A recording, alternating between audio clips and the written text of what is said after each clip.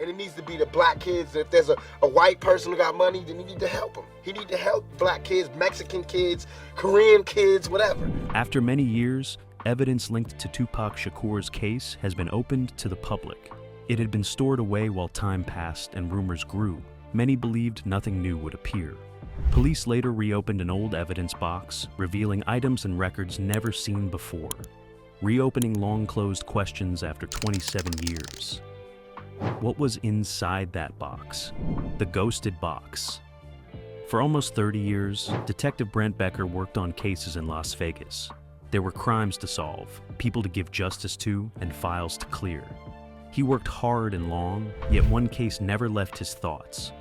It rested quietly inside the evidence room at the Metro Police headquarters.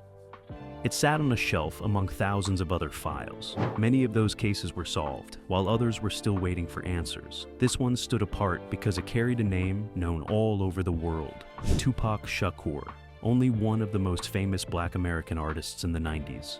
This rising star had met his tragic end in the saddest way you could think of. It had happened in the year 1996. Several years later, he was still yet to be given his share of justice.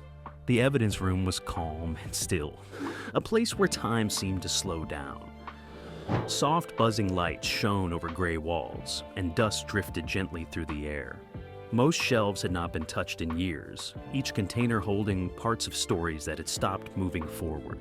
Becker walked past rows of forgotten cases until he reached the one he was looking for. The box looked ordinary, plain, and easy to overlook.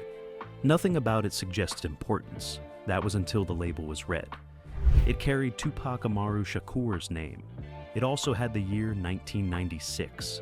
These were a name and date that had stayed with Las Vegas for nearly 27 years. The night tied to that box began like any other. It was normal, slow, and unprecedented. Close to midnight, a white Cadillac stopped next to a dark green car on Flamingo Road. This was one of the busiest streets in the city. It was hardly the spot for a shoot and run. In a matter of seconds, gunfire changed that. The shrill bangs rented the air and sent people into a panic.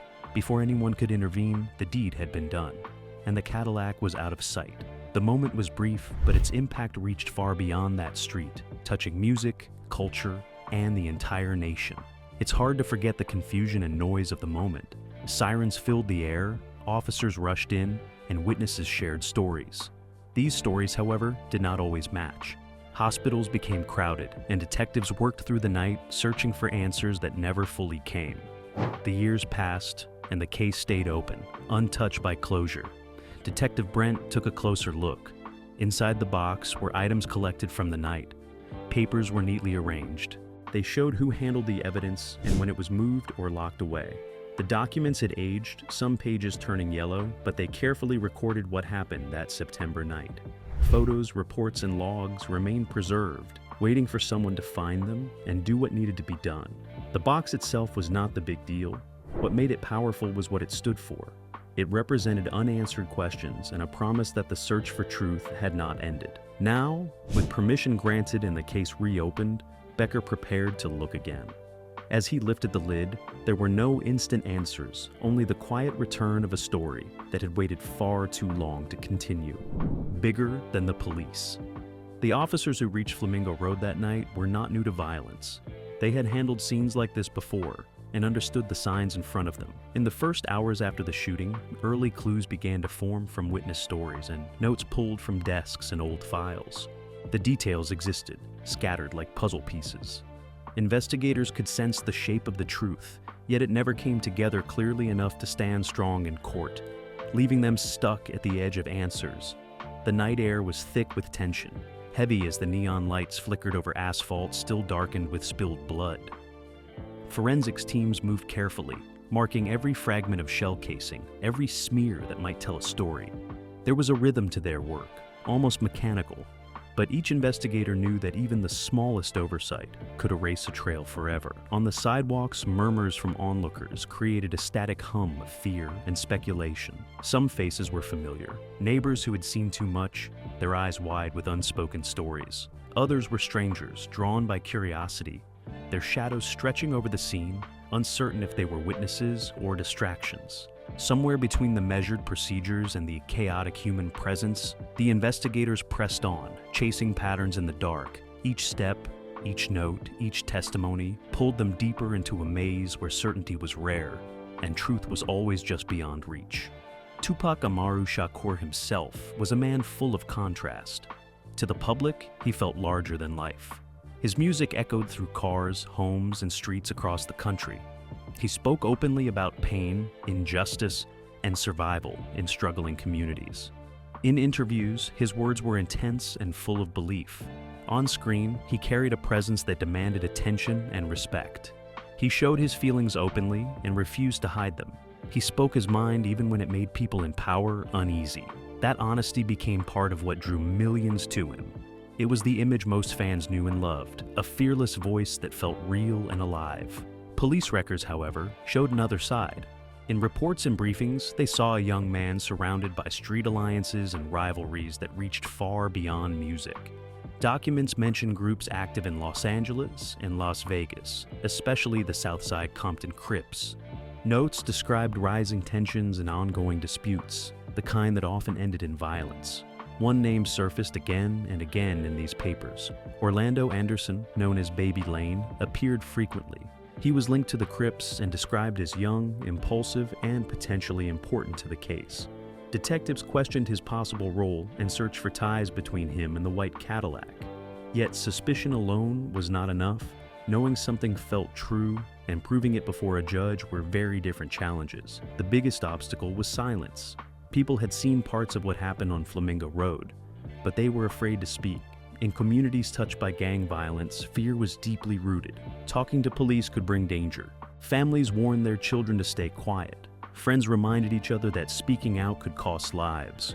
The rules of the street carried more weight than the law, and everyone understood that risk. With no witnesses willing to testify, the case slowed to a halt. Evidence from the scene helped explain that a crime had taken place, but it could not identify the person responsible. The weapon was never recovered, fading into the night. Bullets and shell casings hinted at direction, but not identity. Science confirmed violence, yet left the shooter unknown. Tupac himself seemed to sense trouble ahead. In his final interviews, his words sounded heavy and uneasy. He spoke about distrust, about always watching his back, about feeling surrounded by betrayal. Violence to him felt close, like something slowly closing in. His music from the time reflected those thoughts, filled with darkness and warnings that few truly heard. Lines from songs recorded just weeks before the shooting hinted at mortality, survival, and a life lived in constant scrutiny. Listeners now read those verses with hindsight, noticing how often he circled themes of danger, of living fast, of knowing the consequences of the world he inhabited. Investigators later returned to those interviews and lyrics for context, searching for patterns in his mindset, and sometimes hoping the words might point to a motive or a suspect. Friends recounted conversations where Tupac admitted fear, yet insisted on moving forward with his art, as if documenting life's fragility in real time. He spoke about enemies in both music and life, and about how fame could amplify risk. Even his casual remarks carried weight. A mention of a city street, a fleeting mistrust of someone in his entourage, a cryptic warning about the wrong place at the wrong time. In the end, his fears became reality, and detectives were left without the truth they sought. The story paused there, unfinished and unresolved, but now, with time passing and old evidence resurfacing, the question returns with new force. What truly happened that night? And is the truth finally ready to come into the light?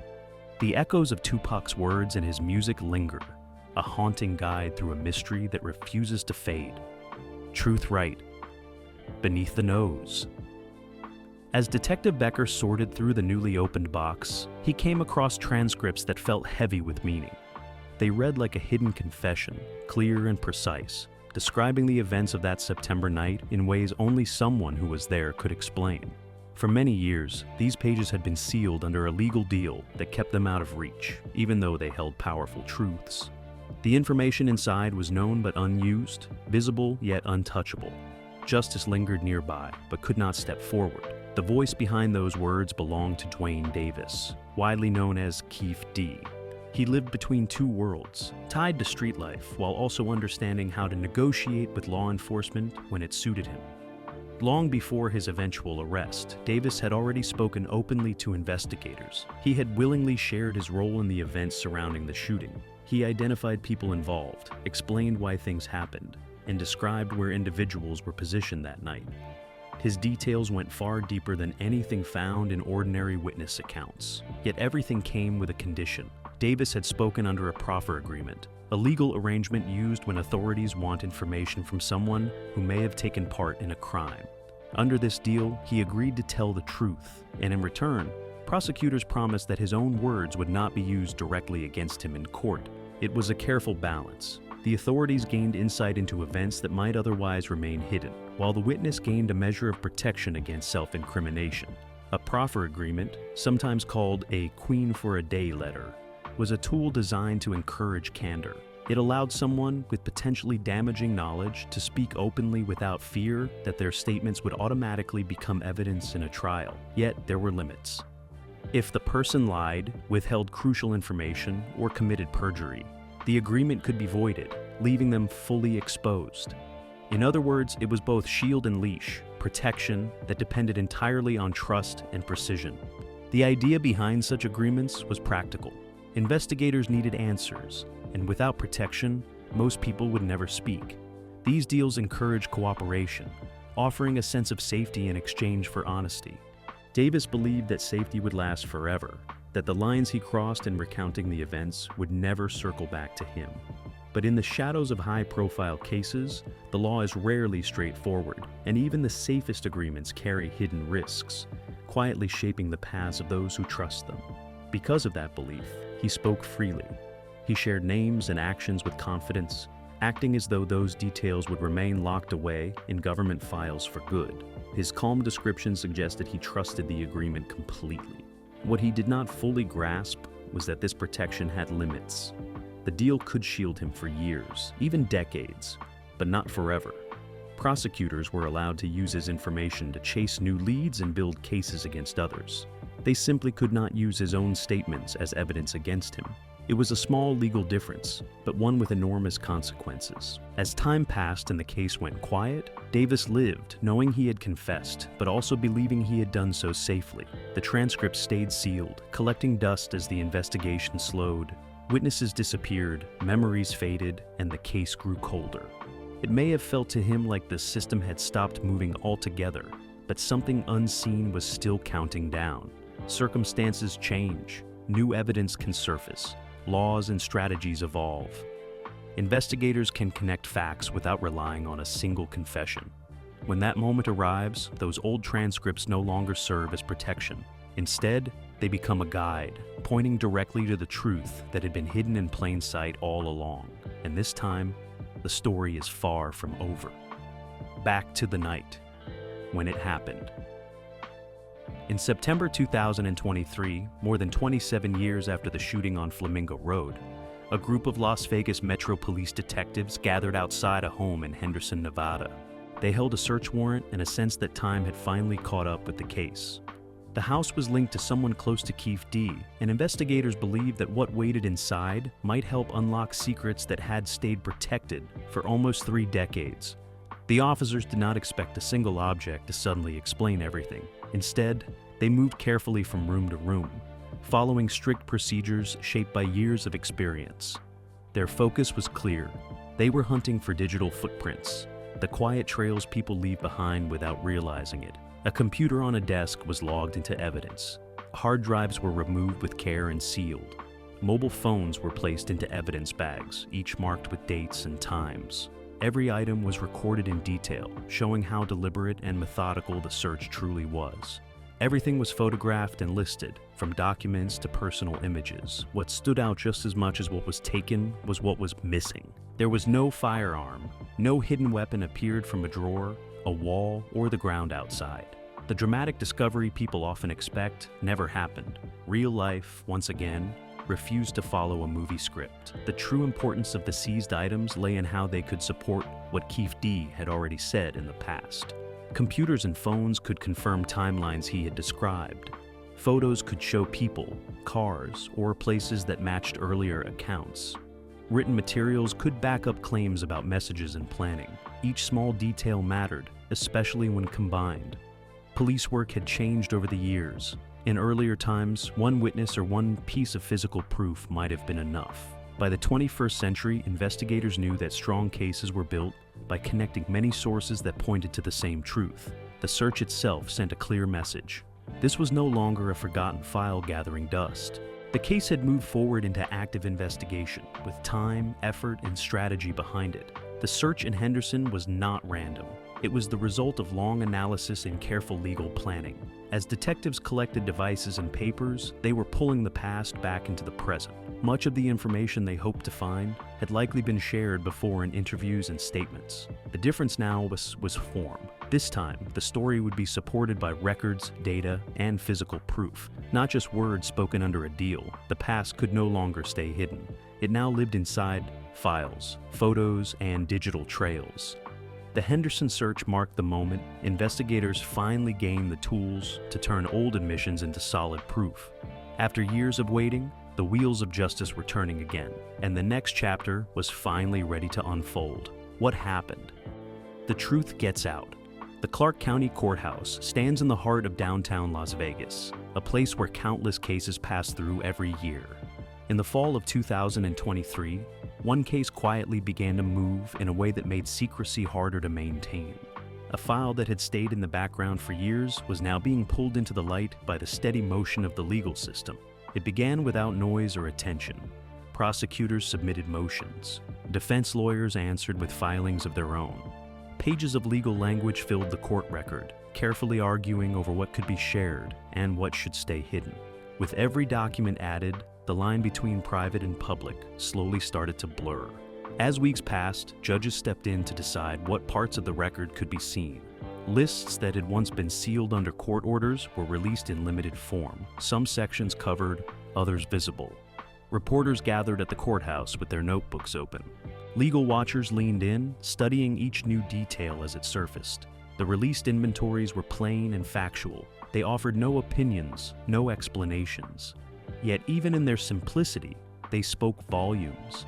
They showed that investigators had collected items that could be matched against statements made many years earlier. While they did not solve the case on their own, they made one thing clear. This investigation was real, active, and far from abandoned. The public reaction was immediate and intense. Fans of Tupac filled social media with theories, memories, and renewed grief, treating each new document as a potential key to a long-closed mystery. Forums and comment threads buzzed with speculation, connecting dots that investigators had only hinted at.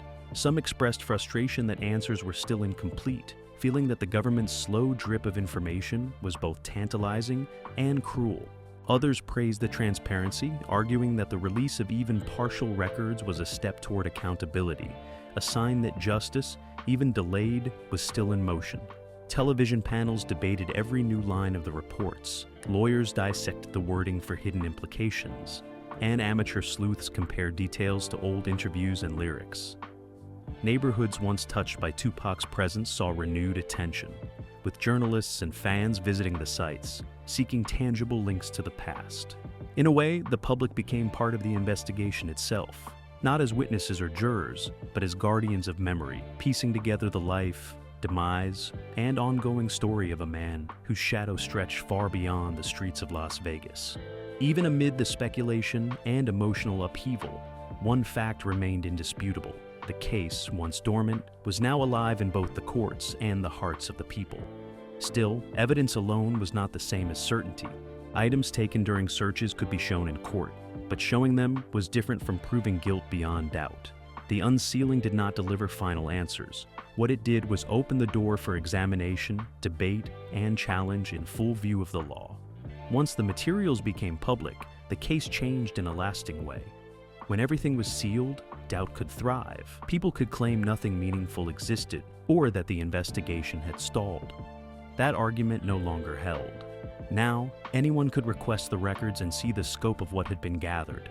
With the evidence no longer hidden, the case gained new weight and momentum. The system was moving again, slowly but deliberately. And as the doors continued to open, the possibility of reaching the truth felt closer than it had in years. Afeni Shakur's last wish.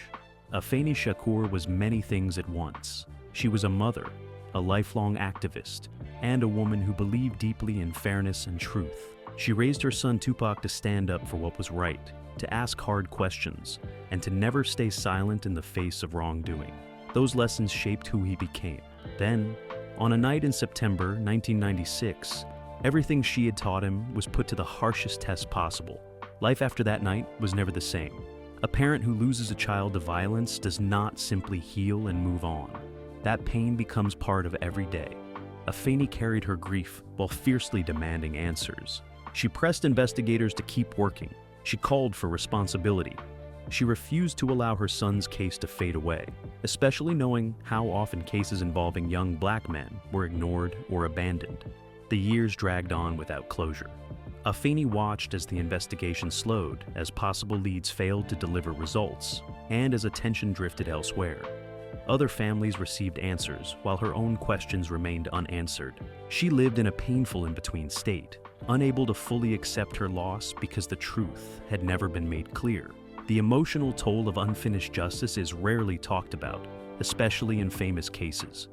Public attention tends to focus on evidence and courtroom outcomes, not on the families left waiting. For Afeni, every anniversary reopened the wound. Every report about unresolved crimes reminded her that her son's story was still unfinished. She devoted herself to protecting Tupac's legacy. She managed his estate, preserved his music and art, and made sure his voice continued to reach the world. Through her efforts, his ideas lived on. Still, there were things no mother could replace. She could not give him safety. She could not give him justice. She could not give him the future that was taken away. When evidence was finally unsealed in 2023, it happened long after Tupac's demise. Afeni was not there to witness it. She had passed away in 2016, still waiting for the answers she had demanded for so many years. The movement in the case came too late for her to see whether the fight she led would finally reach its end. The investigation became active again, but she would not see charges filed or courtrooms filled. She would never know how the story concluded, and yet her struggle was not wasted. The fact that justice took 27 years to begin moving again stands as proof of how right she was to keep pushing. Her voice never truly disappeared. Now, the question remains, with the case moving forward at last. What happens next? What happens now? The aftermath of Tupac's case reverberated far beyond the courtroom. In the music industry, the response was immediate and deeply felt. Artists spoke openly about his influence, his talent, and the void his demise had left. As tributes poured in, albums dedicated to his memory, lyrics referencing his life and the unresolved questions surrounding it, and public statements mourning the decades of silence that followed. For many, the case became a symbol of the dangers that came with fame, the volatility of the streets, and the fragility of life in a world where violence and art collided. Beyond music, the broader cultural impact was palpable. Tupac had been more than a performer. He was a voice for those who felt unheard, a chronicler of social inequality, and a provocateur challenging authority. The renewed attention to his murder reminded the world that even icons were vulnerable, and that justice, however delayed, mattered. His story became a cautionary tale about ambition, legacy, and accountability. The world watched as decades-old mysteries were reopened, understanding that while a life could not be restored, the pursuit of truth could inspire reflection, change, and the hope that lessons learned might prevent future tragedy. For many years, what investigators believed stayed locked away as quiet suspicion. Those beliefs sat inside files, protected by legal agreements that kept them out of the courtroom. Now, that barrier had fallen. The recovered materials could finally be reviewed in the open. The links detectives had long suspected could now be examined under courtroom rules, challenged by defense lawyers and weighed by judges. The unsealing also made prosecution possible, in a way it had never been before. Keefe D could now face charges supported not by his protected statements, but by independent proof. Digital files, written records, surveillance footage, and images could confirm timelines and relationships without relying on his own words. What once felt untouchable had become usable, tangible evidence capable of withstanding scrutiny. Investigators and prosecutors described it as a turning point, the moment when decades of effort could finally take a concrete step forward. More than anything, this shift changed the story itself. For nearly 30 years, the case lived in uncertainty.